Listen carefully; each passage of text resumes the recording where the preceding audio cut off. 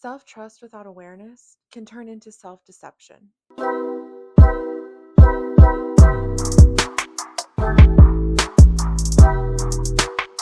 Hey, and welcome to my channel. I'm Mary, and this is The Inner Knowing, a channel where we realistically talk about what it's like to be a deep feeler, have intuitive inner knowings, and be sensitive in a world that's not always so kind.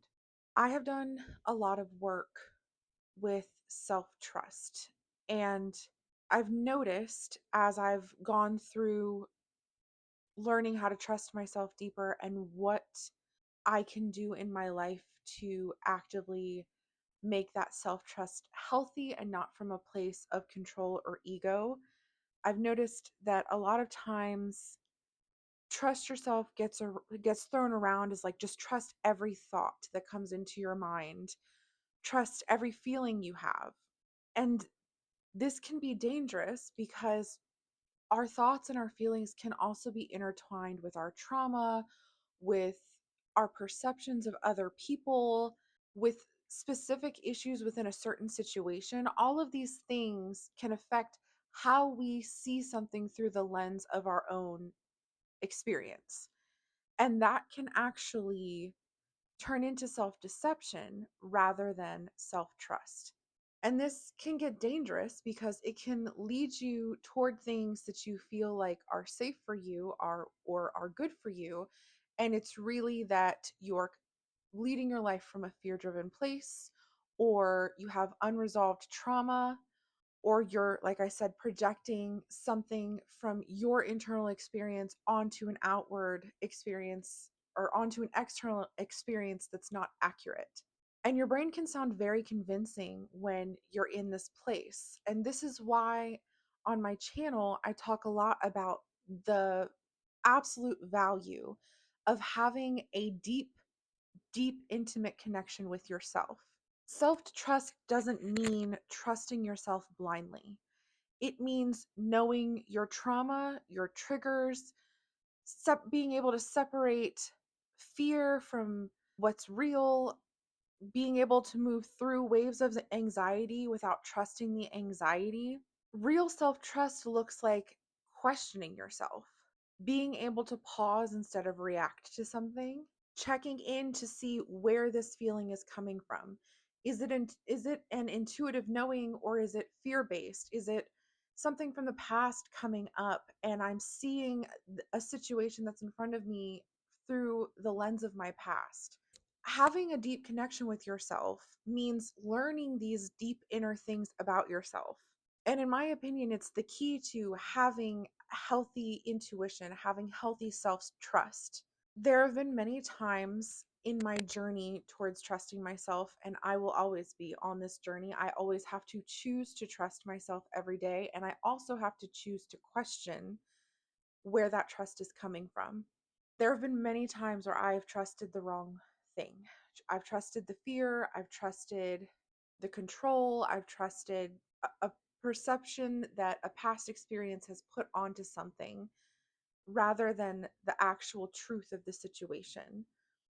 I've come to find that as I learn to question myself, my intuition actually gets sharper and I live in reality more. And in order to have a healthy self trust and a healthy place to experience your intuition from, you have to be in what's real and what's now. There, I'm a very, I'm a very like dreamy kind of person, and I spend a lot of time daydreaming in my head. And this is something that I've done since I was a young child. And there have been many times where I've thought I was right about something because I was in that daydreamy space. And that's not to say that space is always wrong. But what's wrong is when I just trust that and I don't question it at all. And sometimes it's a process. And I go back and forth between I'm trusting myself, I don't know. I'm trusting myself, I don't know. I've recently been back out in the dating world, and it's my first time being out dating in quite some time. And I've noticed that I've been having a really hard time deciphering between knowing something intuitively about someone that I'm talking to, or whether or not my trauma is coming back up in some way, shape, or form. And it's been a challenge for me to really be in reality and really, I've been trying to allow myself to look at someone and pick up what I pick up. And if there's a curiosity there, I allow myself to go into it. And I've had to actively try not to make internal expectations about who the person is. I know what I felt when I saw their profile at first, when I first started talking to them. Now I have to step back and let reality show me what's right and what's not, because I get triggered since I've had trauma in relationships. I've been cheated on, I have trust issues. And I've been coming to find that I have a really hard time with people who aren't upfront and honest about themselves completely from the jump. And this is a red flag, something that I absolutely have ground to stand on as far as being skeptical. But I've come to find that I'll start forming a connection with someone, and then my brain is hunting for a place where it's going to break. And so I've had to kind of learn to kind of give people at least two chances, because of course we're dating, so there's going to be anxiety, there's insecurities that you're worried about. But something that I found that's been really triggering for me is people who are using profile pictures that are like 10 years old, and they don't accurately depict where they're at in their life right now, but they're still asking me to love them where they're at. And when we're choosing a partner, it's important that we're able to love them through all phases of their life. But if you're asking me to come in to your life right now, I think it's important that you show me who you are in this moment so I can choose to love you now and the future versions of yourself. But when you present to me an older version of yourself, and then you show up and you're not that version currently, and I do have ground to stand on here with, this isn't you being honest with yourself about who you are, and that's a personal thing for me. But I've been coming to find that I get really triggered by that in the dating world, and I've had to really take time to kind of step back and go into my internal world and really decide, like, is this person coming from a genuine place, or am I just pushing away connection because my trauma is coming up and I'm saying it's intuition and it's not.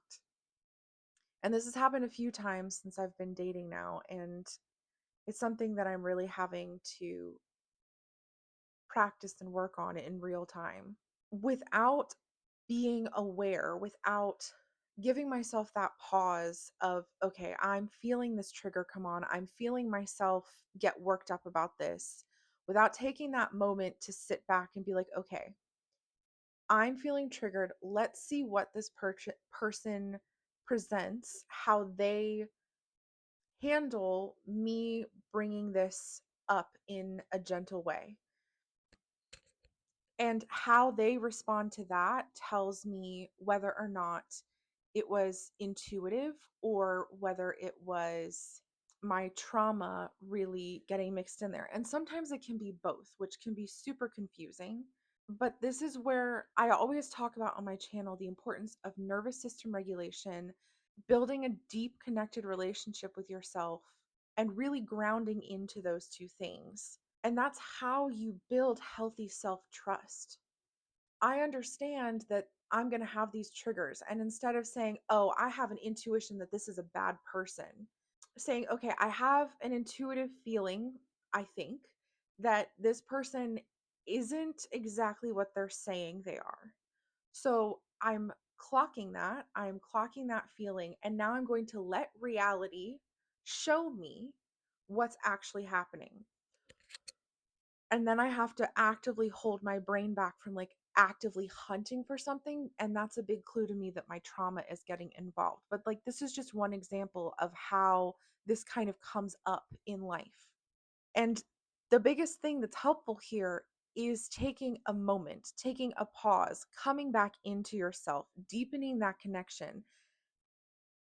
Because the more you trust yourself, the more you truly trust yourself, the more you find you also have to question yourself. Not in a way to knock yourself off balance, but in a way to really figure out what is the truth. Because that's where intuition has to come from, is truth, not trauma. Real self-trust isn't blind, it's aware. And if you're not willing to be aware, then you're never fully going to trust yourself. You're going to think you are, but you're going to keep putting yourself back in the same place over and over and over again. And that may happen even when you're aware, but the more you do learn to have that deep connection with yourself, the less it will happen. If this is something that's been helpful to you or you're interested in my other videos, like, comment, and subscribe, and I will see you in the next one.